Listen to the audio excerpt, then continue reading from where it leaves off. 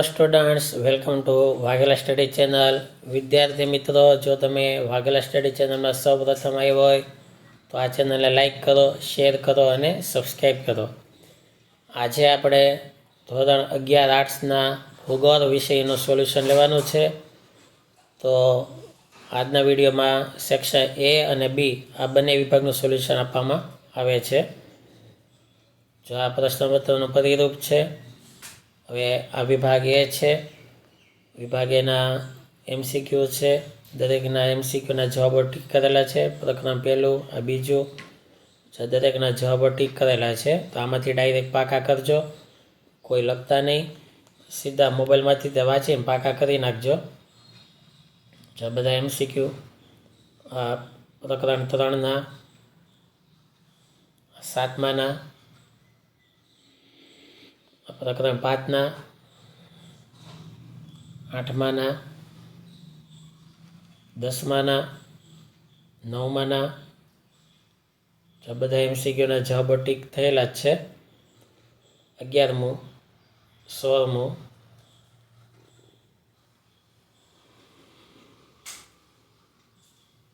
હવે વિભાગ બીમાં પ્રકરણ 2 સૌથી પહેલાં આવે છે. તો પ્રકરણ 2ના જવાબો આટલા સવાલો છે, 8 જેટલા. હવે સવાલ પહેલો હતો કે સૌથી તેજસ્વી અને સુંદર ગ્રહ કયો છે? જવાબમાં શુક્ર. બીજો સવાલ એટલે કે 8મો સવાલ છે, ટીટોન કયા ગ્રહનો ઉપગ્રહ છે? જવાબ ટીટોન નેપચ્યુન ગ્રહનો ઉપગ્રહ છે. 8 મુજબ બી વિભાગનો. બી વિભાગનો ચોથો સવાલ, નિહારિકાવાદનો સિદ્ધાંત કોણે રજૂ કર્યો? જવાબ જર્મન તત્વજ્ઞ ઇમેન્યુઅલ કાન્ટે 1755માં નિહારિકાવાદનો સિદ્ધાંત રજૂ કર્યો. બીનો 5મો સવાલ, સૂર્યકલંક એટલે શું? જવાબ સૂર્યની સપાટી એટલે કે ફોટોસ્ફિયર પર દેખાતા કાળા ધાબાને સૂર્યકલંક કહે છે. બીનો 6, નિહારિકા એટલે શું? જવાબ અવકાશમાં તારાના ઝુંડની વચ્ચે કાળા ધોળા વાયુ વાદળો દેખાય છે, તેને નિહારિકા કહે છે. બીનો 3જો જવાબ, નિહારિકા વાદળ ઉત્કલ્પના કોણે આપી છે? જવાબ ફ્રાન્સના લાપ્લાસે આપી છે. 7મો નથી. બીનો બીજો સવાલ, ભારતીય ઉત્કલનના રજૂ કરનાર કોણ હતા? જવાબ ઇંગ્લેન્ડના ભૂગોળવિદો સર જેમ્સ જીન્સ તથા જેફરીઝે ભારતીય ઉત્કલ્પના રજૂ કરી હતી. બીનો 7મો, ફોટોસ્ફિયર એટલે શું? જવાબ સૂર્યની ફરતે 400 કિમી સુધીના તેજોમય આવરણને ફોટોસ્ફિયર કહે છે. 7-8 સવાલો જે આપણે જવાબ જોયા. હવે પ્રકરણ 5 આવે છે. 7 સવાલો છે એના.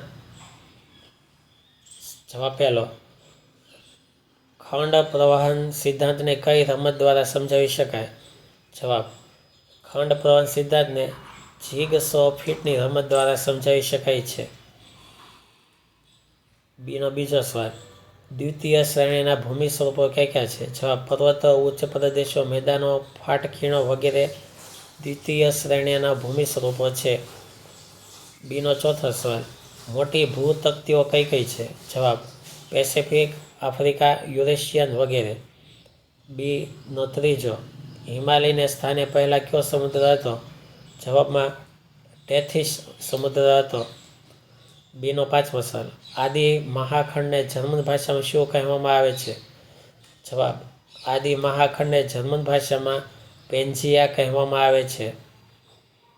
બીનો 7મો, પેન્જિયા એટલે શું? જવાબ વેગનરના વિચાર પ્રમાણે 20 કરોડ વર્ષ પહેલાં એક અને માત્ર એક જે આદિ મહાખંડ હતો, જેને જર્મન ભાષામાં પેન્જિયા કહેવામાં આવે છે.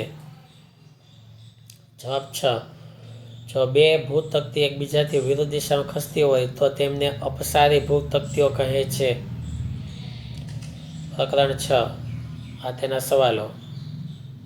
એનો જવાબ, પહેલાનો જવાબ, મેગ્મા કોને કહે છે? જવાબ જમીન સપાટીના નબળી સ્તર રચનાવાળા વિસ્તારોમાં કોઈ કારણસર ઉપરના ખડક સ્તરોનું દબાણ ઓછું થતાં પેટાળની ગરમીને કારણે આ ખડક પદાર્થો પ્રવાહી ભૂરસમાં ફેરવાય છે, તેને મેગ્મા કહે છે. સવાલ 2, મધ્યસ્થ આગ્નેય ખડકનું દ્રષ્ટાંત આપો. જવાબ સીલ, ડાઇક, લોપોલિથ અને લેકોલિથ. સવાલ 3. કયા જીવો ચુનારું પ્રસ્તર ખડકોની રચના કરે છે? જવાબ: પરવાળાના સૂક્ષ્મ જંતુઓ ચુનારું ખડકોની રચના કરે છે. 5. ખનિજના મુખ્ય પ્રકારો જણાવો. જવાબ: ધાત્વિય ખનિજ અને અધાત્વિય ખનિજ. સવાલ 4. સ્વસ્થાનીય જમીન એટલે શું? જવાબ: તર ખડકોના ખવાણથી જમીન બન્યા પછી એના એ જ સ્થાન પર ટકી રહે તેવી જમીનને સ્વસ્થાનીય જમીન કહે છે. સવાલ 6. બળતણ તરીકે વપરાય તેવા 2 ખનિજના નામ આપો. જવાબ: કોલસો અને ખનિજ તેલ એવા ખનિજો બળતણ તરીકે વપરાય છે. 8. જમીન એટલે શું? જવાબ: આબોહવાની અસરના પરિણામે તર ખડકોના ખવાણથી બનતા ખનિજ દ્રવ્યો અને વનસ્પતિ પ્રાણી અવશેષો અડવાથી બનતા જૈવિક દ્રવ્યોથી તૈયાર થયેલા અસંગઠિત પદાર્થોના પાતળા સ્તરને જમીન કહે છે. સવાલ 7. કેવા રંગની જમીનમાં લોહ તત્વનું પ્રમાણ વધારે હોય છે? જવાબ: રાતા, પીળા કે બદામી રંગની જમીનમાં લોહ તત્વનું પ્રમાણ વધારે હોય છે. પ્રકરણ 7. પહેલો સવાલ: યુ આકારની ખીણ કોણ બનાવે છે? જવાબ: હિમનદી. બીજો સવાલ: પ્રાચીન ગેડ પર્વતોના નામ આપો. જવાબ: એપેલેશિયન, યુરલ, એપેનાઇન, પિનાઇન, શિનલિંગશાન અને અરવલ્લી. બીનો ત્રીજો સવાલ: પ્રથમ શ્રેણીના ભૂમિ સ્વરૂપો જણાવો. જવાબ: ભૂમિખંડો અને મહાસાગરો. ચોથો: પર્વતના મુખ્ય 2 પ્રકારો કયા છે? પહેલો: ભૂગર્ભીય પર્વતો અને બીજું અવશિષ્ટ અથવા શેષ પર્વતો. 5. સમથર સ્થાપક બળોના મુખ્ય 2 પ્રકાર કયા છે? પહેલું સ્થાયી બળો અને બીજું ગતિશીલ બળો. છઠ્ઠો સવાલ: ચીનમાં પીળી માટીના મેદાનો કયા નામથી ઓળખાય છે? જવાબ: લોએસના મેદાન તરીકે. 7. હિમનદીકૃત મેદાનો કયા દેશોમાં આવેલા છે? જવાબ: કેનેડા, નોર્વે, સ્વીડન, ફિનલેન્ડ વગેરેમાં. 8મો સવાલ: નદીના ઘસારણ કાર્યથી કયા પ્રકારના ભૂમિ સ્વરૂપો બને છે? જવાબ: વી આકારની ખીણ, જળધોધ, કોતરો, સંરચનાત્મક પગથિયા વગેરે બને છે. પ્રકરણ 9. 8 સવાલો. પહેલો જવાબ: સૂર્ય વિકિરણો એટલે શું? જવાબ: સૂર્યના કિરણોમાંથી પૃથ્વીને ઉષ્મા શક્તિ, ગરમી અને પ્રકાશ બંને પ્રાપ્ત થાય છે. આ કિરણોને સૂર્ય વિકિરણો કહે છે. ત્રીજો સવાલ: સૂર્યઘાત એટલે શું? જવાબ: સૂર્ય દ્વારા પૃથ્વીની સપાટી અને વાતાવરણને મળતી ગરમી કે ઉષ્મા શક્તિને સૂર્યઘાત કહે છે. 5મો સવાલ: સ્થાનિક પર્વતોના નામ આપો. જવાબ: દરિયાઈ લહેર, જમીનની લહેર, લૂ, નોર્વેસ્ટર, હર્મેન્ટન વગેરે. 8મો: સૂર્યાઘાત માપવાનો એકમ કયો છે? જવાબ: કેલરી, મિનિટ, ચોરસ સેમી સૂર્યાઘાત માપવાનો એકમ છે. બીજો સવાલ: સૂર્યકલંકો કોને કહે છે? જવાબ: સૂર્યની સપાટી પર જોવા મળતા કાળા ધાબાને સૂર્યકલંકો કહે છે.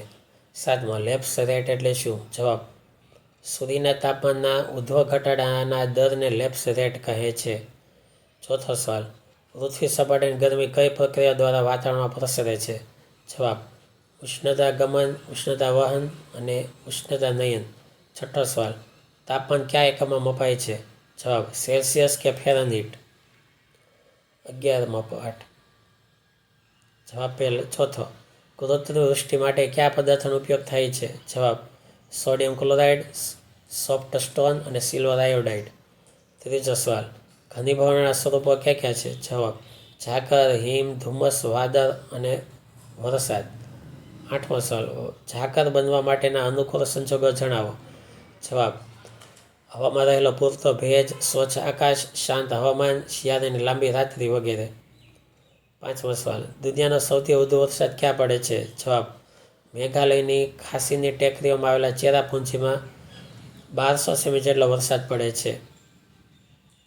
પહેલો સવાલ: વર્ષા છાયાનો પ્રદેશ એટલે શું? જવાબ: પર્વતની પવન વિમુખ બાજુએ પવનો ઓછા વરસાદ આપે છે તેને વર્ષા છાયાનો પ્રદેશ કહે છે. સવાલ 6: ભારતમાં શિયાળામાં હિમ પડવાથી કયા પાકોને નુકસાન થાય છે? જવાબ: ભારતમાં શિયાળામાં હિમ પડવાથી જીરું, ઈસબગુલ, વરિયાળી, તમાકુ, કપાસ, ઘઉં વગેરેને નુકસાન થાય છે. બીજો જવાબ, બાષ્પીભવન એટલે શું? જવાબ, સૂર્યની ગરમીથી પાણીની બાષ્પ થવાની ક્રિયાને બાષ્પીભવન કહે છે. 7મો સવાલ, સ્પષ્ટ આર્દ્રતા એટલે શું? જવાબ, કોઈ પણ સમયે નિશ્ચિત કદની હવામાં ખરેખર સમાયેલા ભેજના પ્રમાણને સ્પષ્ટ આર્દ્રતા કહે છે. તો અહીંયા વિભાગ બી પૂરો થાય. આ રીતે તૈયારી કરજો. Thank you very much.